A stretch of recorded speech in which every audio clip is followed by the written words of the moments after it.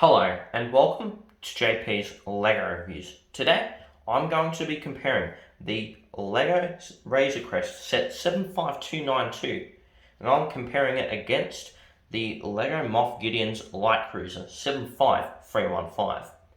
I'm going to be comparing how displayable they are, how realistic they are,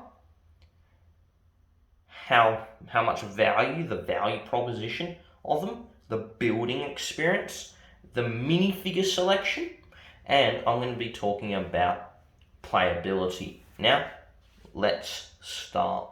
I'm going to be starting with realism. And I've got to say, out of these two models, there is a slight winner.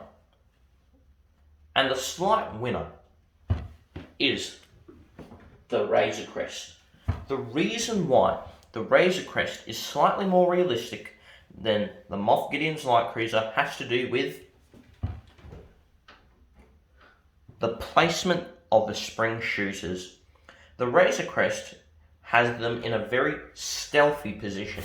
For example, this is where they are keeping their stud shooters, not stud shooters, spring-loaded shooters.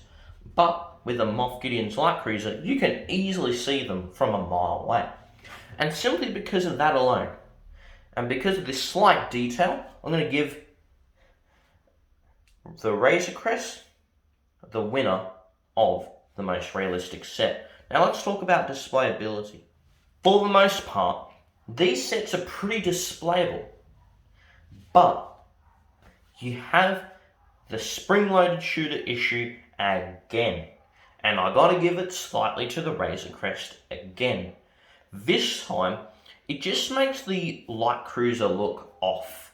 Now, I understand why they've placed spring shooters in this set. It's the playability reasons, and also if you're playing with, say, the Slave 1 or even Bo-Katan's Mandalorian Starfighter, you're going to want to play with the Light Cruiser, you want to shoot it down. It makes sense as a play feature. But the problem with this specific play feature is the positioning. They are so obnoxiously obvious, it just kind of ruins the actually very stealthy look of a Light Cruiser. Meanwhile, the Razorcrest looks flush and clean. So this is why I'm giving it to the Razorcrest. Now, let's talk about building experience. When it comes to the building experience, these two have a tie. The reason why is because the relative building experience isn't that much different, and it's not that much better either. You're just building a ship. It's going to be a bit different because it's a different type of ship. A Razorcrest is one type, Light Cruiser is another. But at the end of the day, you're building a ship. And building a ship is pretty similar. And there's nothing that really stands out from both of these builds. They're fun to build, but there's nothing that really just stands out. So that's why I give them a tie. Now, let's move on to the value proposition. When you're talking about value, you got to consider how large they are and how pricey they are, and what you're getting with them too. This is also going to be talked about with the minifigures too. Now, as a value proposition, I would recommend the Razorcrest. Here's why. You're getting almost the same well, you're not getting the same, but you're getting the Mandalorian and the child or slash Grogu in both of these sets. You're getting an exclusive minifigure in either of these sets. Well, minifigures for the Moff Gideon, but that's not really going to be likely lasting very long. And also, you have a couple of minifigures that just slot in. They're there, they're not that important, but they've been around in other sets. And other than that, when it comes to pricing, the Moff Gideon's Cruiser is $70 in Australia, more expensive than the Razorcrest. In the US, it's it's $30 US more. So if I was looking at a US dollar difference, they're actually a tie again. But because in Australia it's $70, and they will do this in some markets, I'm going to give a slight edge again to the Razorcrest. The reason why is for $200, you're getting something that feels complete. It's big and it's complete. The Moff Gideon's cruiser is complete too, but there's quite a few little issues. If you see my review, you'll know what I mean. But with the Razorcrest, it's honestly flawless. And you don't really feel like you're getting ripped off, simply because the Razorcrest is actually quite a large ship. It doesn't look like it, but it's actually bulky. It's not hollow. It doesn't feel small when you see it. Now, let's move on to the playability. Now, when we're talking about playability, there's not too much to consider with either of these sets. Out of the two, I think I'll give a slight win to the Light Cruiser. Here's why. Now, you can do this with the Razorcrest too, but when you open up the Razorcrest, there's not that much you can do with it. Like, I'm just going to open it up. Meanwhile, with the Light Cruiser, there's just quite a bit more that you can really do. And also, what really seals the deal is the extendable carrying arm of a Light Cruiser. So, when you shut this down, you can actually grab the set from the bridge and carry it like this. This is such a vitally important feature for this set, and because of this, plus the spring shooters and the interior detail, even though the Razorcrest can do basically the same things, I'm going to give it to the Light Cruiser because this set has been more designed to be played with than the Razorcrest. Simply because of the sticking out spring-loaded shooters, the interior room, which is much easier to access, and it's very well positioned carrying handle. Now, let's move on to the minifigures. Now, here are the minifigures selections of both sets. You got the Razorcrest minifigures on the left and Moff Gideon's cruiser minifigures on the right. But which one is better? It's undeniably the Moff Gideon's Light Cruiser. Here's why. Firstly, you get another minifigure, and also the minifigures are just so different. For example, if you're into Lego Star Wars, you have a Scout Trooper, you probably have one. And then you really have 4 minifigures that can be new.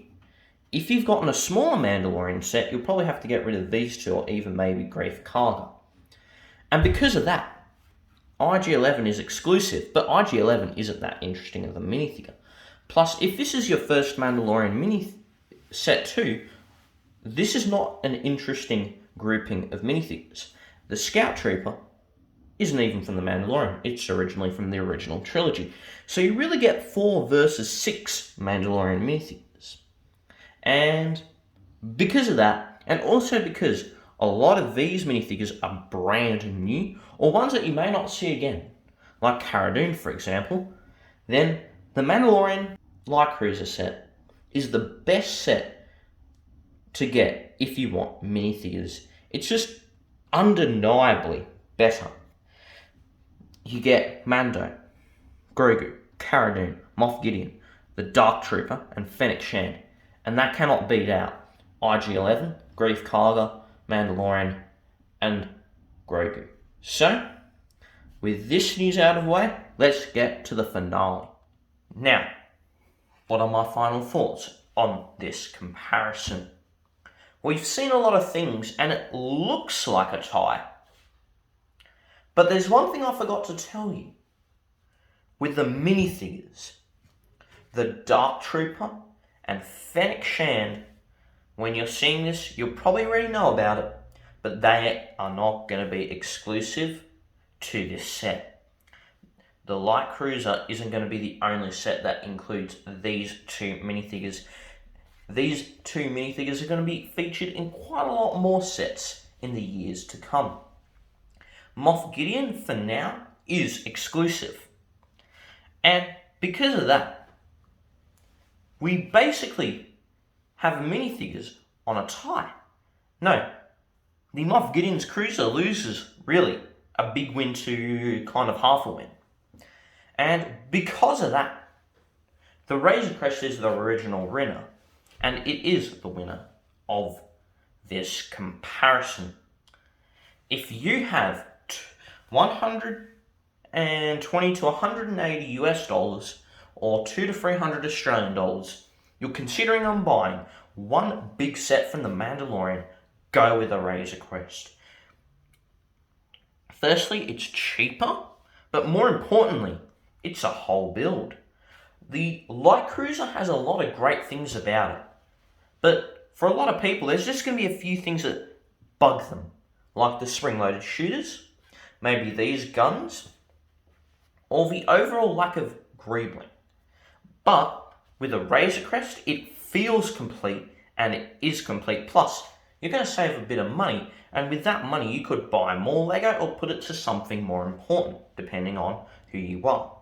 So, yeah, if you're wanting to get a large Mandalorian Lego Star Wars set, get the Razorcrest because it's better valued, it looks better, it's the same building experience, and more importantly, the value proposition is better with this set. Well, I hope you enjoyed this video. If you want to check out my other comparison video, then check it up top somewhere. And if you enjoyed the video, then give it a like. If you want to see more content just like this, then please subscribe to the channel. I hope you all have a great day, and yeah, keep building.